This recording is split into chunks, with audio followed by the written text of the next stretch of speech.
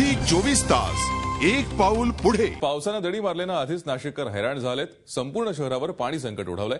मात्र नाशिकमध्ये अनेक ठिकाणी केवळ प्रशासनाच्या दुर्लक्षामुळे पाणी गळती होतीये आणि पाणी टंचाईच्या काळात दररोज लाखो लिटर पाणी वाया जात आहे। नाशिकच्या उपेंद्रनगरमधली ही पाण्याची टाकी 20 लाख लिटर क्षमतेची ही टाकी केवळ दुर्लक्षामुळे पडून आहे।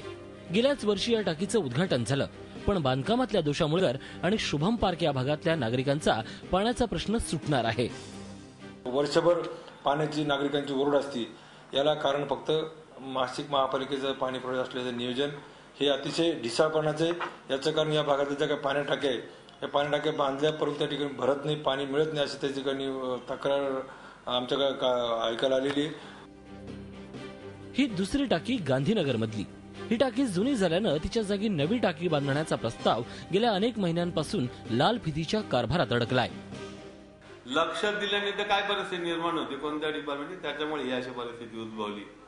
लक्ष द्यायला जे माणूसबळ कॉर्पोरेशनकडे लागतं ते आजच्या मितीय नसल्यामुळे संपूर्ण परिस्थिती अशी उद्भवली। नाशिकमधील ही काही प्रातिनिधिक उदाहरणं।